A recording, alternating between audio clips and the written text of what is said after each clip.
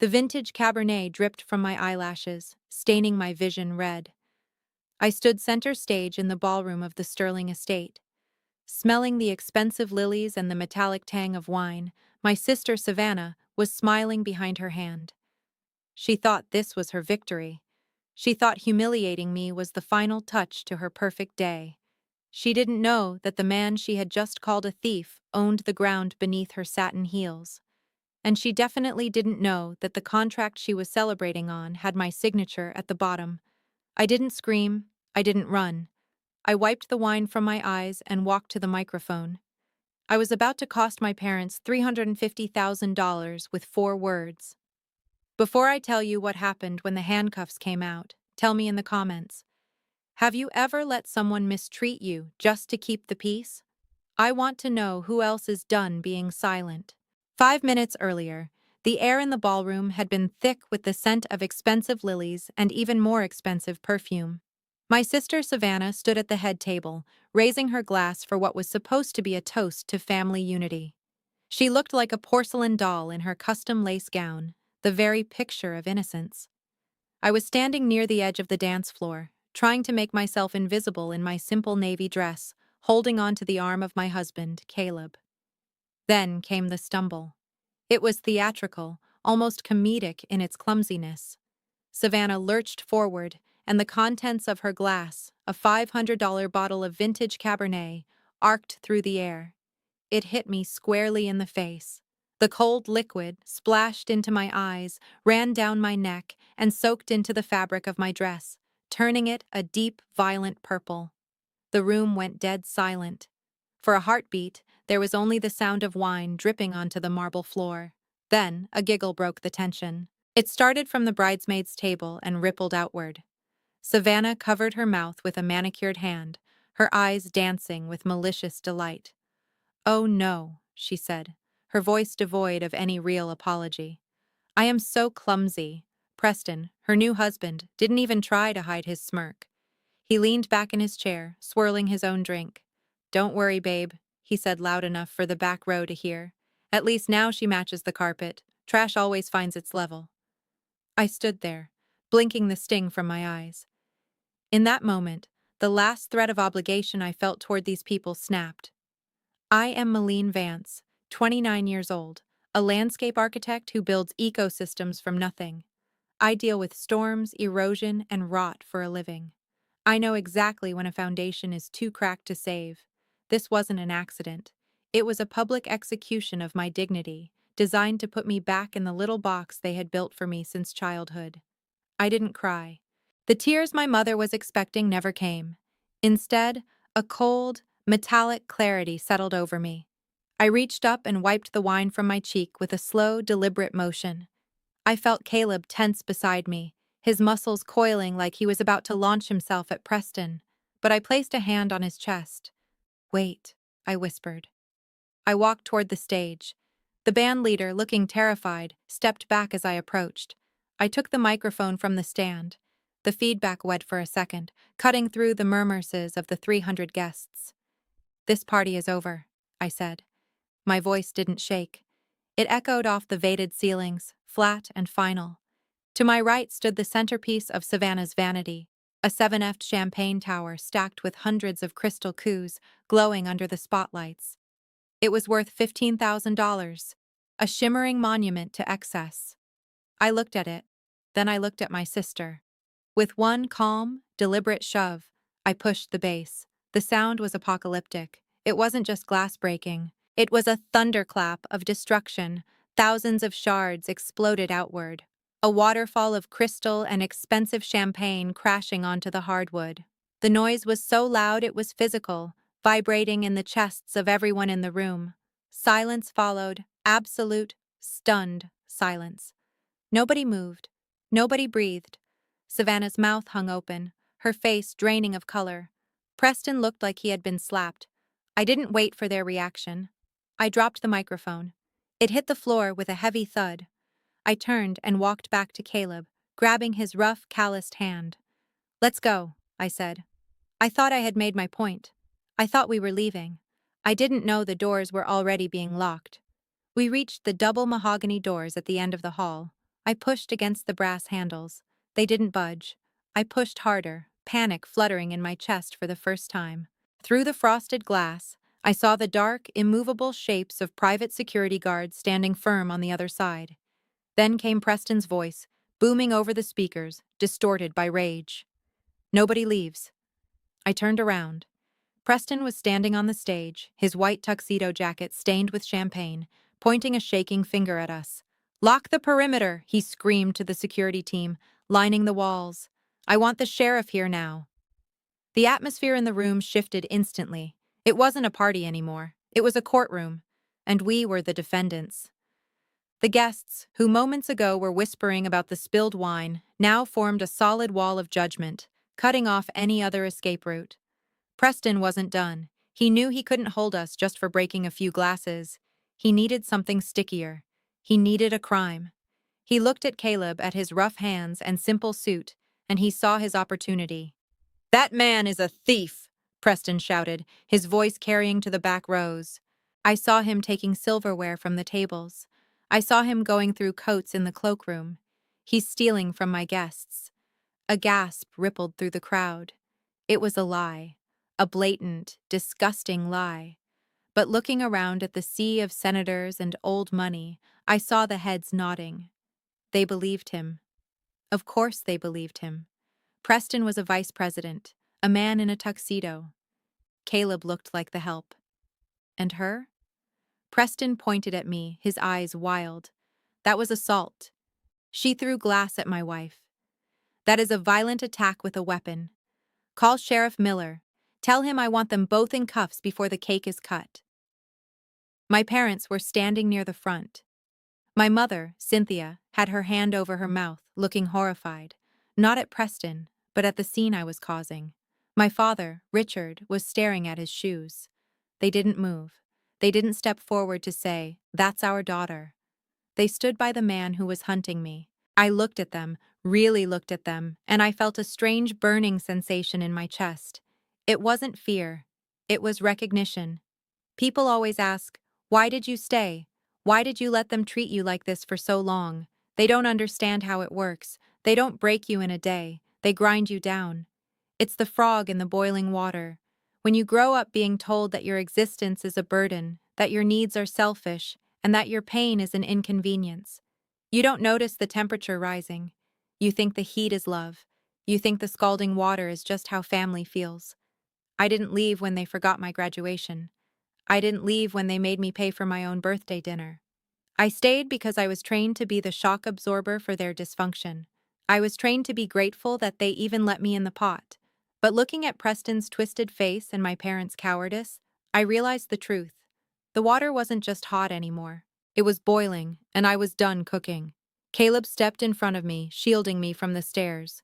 His body was tense, a wall of protective anger. "Let them call," he said, his voice low and dangerous. "Let them bring the law into this." We were trapped in the center of the ballroom, surrounded by 300 people who wanted to see us destroyed. The air was thick with judgment and the smell of spilled wine. Preston was smiling again, tapping on his phone, summoning the handcuffs that he thought would end me. He didn't know he was dialing his own destruction. The silence in the ballroom was heavier than the crystal I'd just shattered. We were standing in a circle of judgment. Me, Caleb, and the security guards blocking the doors while the guests whispered behind their hands. It felt like an execution waiting to happen. My mother, Cynthia, broke the line. She marched over to me, her face contorted with a mix of fury and panic. She grabbed my arm, her nails digging into my skin through the wine-soaked fabric of my dress. "How could you?" she hissed, her voice a venomous whisper meant only for me. "How could you ruin your sister's day? After everything we did for you, after we paid a fortune for this venue." I looked at her, and for the first time, I didn't see a mother. I saw a fraud. "We paid for this," she repeated, her voice shaking. "We paid $350,000. I almost laughed. It would have been a bitter, ugly sound because that was the lie that held this entire family together. The fiction that my parents were wealthy benefactors and I was the charity case. The truth was darker. 6 months ago, we sat in the leasing office of the Sterling estate. The coordinator had looked at my father's credit report and frowned. Tax liens, bad debt, a history of late payments. They wouldn't rent to him. They wouldn't even take his check. They needed a primary sponsor, someone with clean credit and liquid assets to assume full liability. My father had looked at me, desperate. Maddie, please just sign it. Well, wire you the money. Don't let Savannah lose this. So I did. I signed. And when their wire transfer got delayed for the deposit, I wrote the check. $25,000 from my own savings, non-refundable. I paid for the privilege of being treated like a servant at my own sister's wedding. I never asked for it back because I knew they didn't have it. I let them play rich while I paid the bill. You didn't pay for everything, Mom, I said, my voice low. You know you didn't. She flinched, her eyes darting around to see if anyone heard. Ungrateful. She spat just like your husband. She turned her glare to Caleb. He was standing perfectly still, his face impassive, watching the doors. Preston, feeling emboldened by my mother's anger, stepped closer. He pointed at Caleb's hands, hands that were rough, calloused, and permanently stained with the dark earth of the fields he worked every day. Look at him, Preston sneered, addressing his groomsmen. Look at those hands. He probably digs ditches for a living. I bet he hasn't washed them in a week. No wonder he's stealing silverware. He probably thinks a fork is a year's salary. The groomsmen laughed. It was a cruel, elitist sound. I looked at Caleb's hands. I knew those hands. I knew how they felt when he planted the first vines of the season. I knew how they built the automated irrigation systems that revolutionized water conservation in the valley. They laughed at the dirt under his fingernails, too blind to realize that the dirt they mocked was worth more than their entire lineage. They saw a laborer. They didn't see the empire he built from that soil. They thought they were trapping a rat. They had no idea they had just locked themselves in a cage with a lion. Keep talking, Preston, I thought, a cold calm washing over me. Dig the hole deeper, because when the dirt finally hits you, you won't be able to breathe. I pulled my phone from my clutch, my fingers flying across the screen. I wasn't calling for help. I was pulling up the PDF. The lease agreement, the document that proved I wasn't just a guest, I was the legal entity that controlled this space. You don't want to do this, Preston, I said, stepping forward. You really don't. Preston laughed. It was a sharp barking sound. I'm the client, Malene. My parents wired $325,000 to this venue. I own this room. I own the air you're breathing. Your parents wired the money. I corrected him, my voice steady despite the adrenaline flooding my veins. But who signed the contract? Preston. Who is the primary signatory? He blinked, confused for a microsecond. You couldn't sign. Your credit was leveraged on that new condo. Mom and Dad couldn't sign because of the tax liens. I signed legally. I am the client. You are just a guest, and guests can be removed. For a second, I saw a flicker of doubt in his eyes. He knew I was the type to keep receipts. He knew I handled the paperwork because nobody else in this family could be bothered to read the fine print. But then, the double doors swung open, and the sheriff walked in. Sheriff Miller wasn't just a lawman. He was Preston's golf partner. I'd seen them high-fiving at the club grill more times than I could count. He walked into the ballroom with the swagger of a man who knew exactly who paid his campaign donations. He didn't look at me. He didn't look at the shattered glass or the wine soaking my dress. He looked straight at Preston. Preston, son, Miller said, hitching up his belt. Security said, "You've got a situation." Preston's confidence came rushing back. He pointed a finger at Caleb like a weapon. Sheriff, thank God. These two are trespassing. They destroyed property, assaulted my wife and him. He jabbed the finger closer to Caleb's face. I caught him stuffing silverware into his pockets. Grand larceny! He's stealing from my guests. It was such an absurd, cartoonish lie that I actually gasped. Caleb, a man who built an empire from the dirt up, stealing forks. But Miller didn't ask for proof. He didn't ask for a witness. He just turned his cold, heavy gaze onto my husband. He saw the work boots. He saw the tan skin. He saw a man who didn't look like the senators and bankers filling the room. Is that right?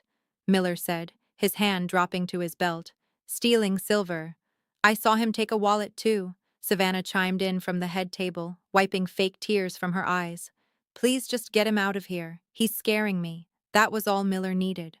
He stepped into Caleb's space, aggressive and looming. Turn around, son, hands behind your back. He didn't do anything. I screamed, stepping between them. This is a lie. I have the contract right here. I am the step aside, ma'am. Miller barked, not even making eye contact. Read the contract. I shoved my phone toward him, the screen glowing with the venue's letterhead. I am the lay. You cannot arrest my guest based on Miller's hand lashed out. He didn't take the phone. He backhanded it. The device flew out of my grip, skidding across the polished floor and sliding under a table. The sound of it hitting the wood felt like a bone breaking. I don't care about your PDF, Missy, Miller spat. I care about the man stealing silver from a wedding. He grabbed Caleb's shoulder and spun him around. Caleb didn't fight. He didn't resist. He let himself be manhandled, his face a mask of terrifying calm. Click. The handcuffs snapped shut, the sound echoing through the silent ballroom. My husband, the man who built schools and transformed sustainable farming, was bent over a table like a criminal in front of 300 guests. There, Preston said, fixing his tie. That's better. Savannah laughed, raising her glass. Finally, someone took the trash out. I looked at my mother. She knew it was a lie. She knew Caleb hadn't stolen anything. She met my eyes, then turned away and sipped her wine. The betrayal crushed the air from my lungs. I had the truth, the receipts, the moral high ground, and none of it mattered. The corrupt network had won. They were about to drag my husband away and ruin him while the cake was cut behind me. Sheriff Miller grabbed Caleb's arm. Let's go. You can explain it to the judge. Then the service doors burst open. Stop. Mr. Henderson, the estate's general manager, sprinted in pale and frantic. Unhand him, he shouted. Sheriff, are you insane? He's a thief. The sheriff snapped. A thief? Henderson shoved himself between them. That man is Caleb Sterling. He bought this estate last Tuesday. The room froze. Preston went gray. That's a lie. By the owner is a blind trust which he controls. Henderson barked, pulling out the master key. Unlock him now. The cuffs clicked open. Caleb straightened his jacket, calm and immovable. Get out of my sight, he told the sheriff, who retreated instantly. Caleb faced Preston. You accused me of stealing from my own dining room. I didn't know. Preston whispered. Exactly, Caleb said. You judged what you didn't understand. He turned to Henderson. We have trespassers. Preston screamed about contracts and money. I stepped forward, holding up my phone. You never read the terms, I said. Clause 14 voids the contract if police are involved without cause. All funds are forfeited. My mother begged. I looked at her calmly. It's the penalty for your cruelty. I turned to Caleb. Enforce it. Security moved fast. When Preston lunged and threatened me, Caleb nodded to the sheriff. That's criminal trespass. Arrest him. This time the cuffs went on Preston. Minutes later, the ballroom was empty. Caleb asked what I wanted done with the forfeited money.